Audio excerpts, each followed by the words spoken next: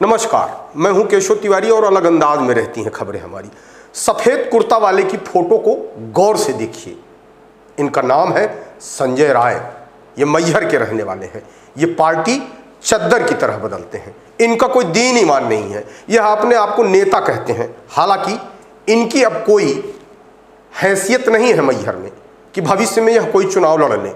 यदि चुनाव लड़ भी गए तो ये जीतने वाले नहीं हैं।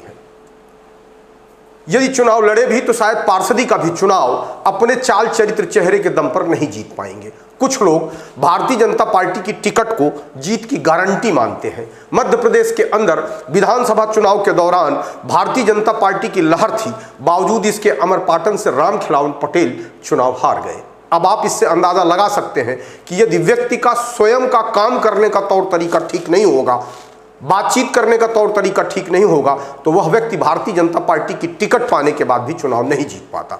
रामखिलावन पटेल को तो भारतीय जनता पार्टी ने मंत्री बनाया था। कायदे से एक मंत्री 5-7 विधानसभा सीट पर असर डालता है, चुनाव जिता देने की हैसियत रखता है। लेकिन रामखिलावन पटेल शिवराज सिंह सरकार के एक ऐसे मंत्री थे कि दूसरे की सीट जिताना तो बहुत दूर की बात रही, वह अपनी सीट तक नहीं जीत पाए। उसकी कुछ खास वजह भी इसी तरीके की होती है कि रामखिलावन पटेल के इर्द गिर्द भी संजय राय जैसे ही कार्यकर्ता थे, जिसकी वजह से भाजपा की लहर होने के बाद भी रामखिलावन पटेल को चुनाव हारना पड़ा। संजय राय किसी जमाने में कांग्रेस में हुआ करते थे। जब उन्हें लगा कि अब प्रदेश में कांग्रेस की सरकार नहीं बनेगी, तो एक बेहतरीन मौका परस्ती की तरह कांग्रेस से उछलकर भारतीय जनता पार्टी में आ गए और प्रभावशाली नेताओं की जी हजूरी करने लगे।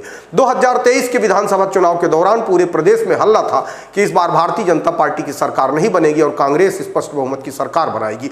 इस हल्ले से कहीं न कहीं संजय राय भी प्रभावित थे। संजय राय एक बार पुनः मेढक की तरह कूदकर कांग्रेस पार्टी में शामिल हो गए। संजय राय नहीं चाहते थे कि भारतीय जनता पार्टी के प्रत्याशी श्रीकांत चतुर्वेदी चुनाव जीते। संजय राय तो अपने आप को मैहर क्षेत्र का इतना बड़ा नेता मानते हैं कि वह यही मानकर कांग्रेस में गए थे कि धर्मेश घई को चुनाव जिता लेंगे। लेकिन जब जनता मन बना लेती है कि किसे जिताना है और किसे हराना है, तो वह अपना काम पूरी मुस्तैदी के साथ कर देती है। संजय राय को ठीक एक छिपकली की तरह भ्रम था। जैसे एक छिपकली यह सोचती है कि ये दीवार हमारे सहारे टिकी है, मुर्गा यह सोचता है कि हम सवेरे नहीं बोलेंगे तो सवेरा नहीं होगा। संजय राय भी यही सोचते थे कि वे कांग्रेस में चले जाएंगे तो भारतीय जनता पार्टी हार जाएगी। संजय राय का यह भ्रम टूट गया। अब मध्य प्रदेश के अंदर भी भारतीय जनता पार्टी की सरकार है और संभावना यह है कि केंद्र में भी भारतीय जनता पार्टी की सरकार बन सकती है। ऐसे में व्यवसायिक किस्म के नेता विपक्षी दल में रहना पसंद नहीं करते, क्योंकि इनके बहुत सारे धंधे कारोबार प्रभावित हो जाते हैं। लेकिन आश्चर्य तो इस बात पर होता है कि भारतीय जनता पार्टी की ऐसी क्या मजबूरी है जो चद्दर की तरह पार्टी बदलने वालों को अपने पार्टी में ले रही है। अरे जब पार्टी के समर्पित कार्यकर्ताओं ने 2 सांसदों से लेकर स्पष्ट बहुमत बनाने के सरकार का सफर पूरा करवाया, तो आखिरकार ऐसे ढुलमुल नेता को जिसका अपना कोई राजनीतिक चरित्र न हो, उसे पार्टी में क्यों लेना चाहिए। कई बार ऐसे नेताओं को पार्टी में शामिल करने से समर्पित कार्यकर्ता निराश होते हैं और उनके दिमाग में यह भी बात आती है कि आखिरकार अब भारतीय जनता पार्टी की सोच किस तरीके की हो गई है कि ऐसे लोगों को भी पार्टी में शामिल किया जा रहा है जिनका कोई दीन ईमान नहीं है। अब पूछिए, जिस व्यक्ति ने चंद दिनों पहले आखिरकार विधानसभा चुनाव के दौरान भारतीय जनता पार्टी छोड़कर कांग्रेस ज्वाइन किया हो, ऐसे व्यक्ति को पार्टी में लेने की जरूरत क्या है।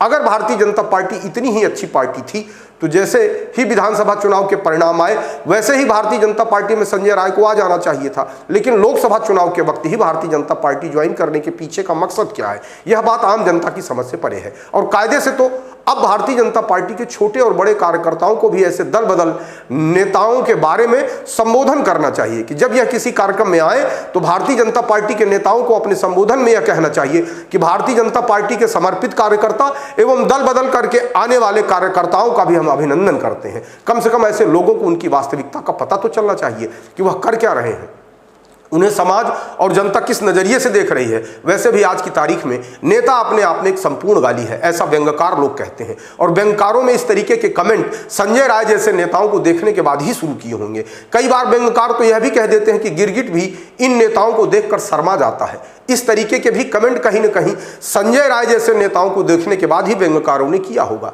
अब संजय राय जैसे दल बदलू नेता जाकर भारतीय जनता पार्टी को मजबूत करेंगे। वाह, भारतीय जनता पार्टी के भी क्या दिन आ गए हैं।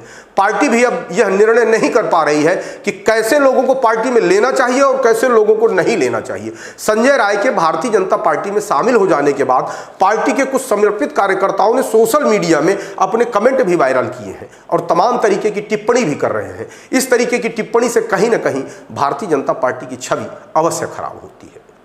आपको हमारी खबरें कैसी लगती हैं कमेंट बॉक्स में आके कमेंट कर सकते हैं, लाइक कर सकते हैं, शेयर कर सकते हैं। और यदि आप विशाल खबर चैनल को देख रहे हैं और अभी तक आपने सब्सक्राइब नहीं किया है तो विशाल खबर चैनल को सब्सक्राइब कर हमें अपना आशीर्वाद जरूर प्रदान करें।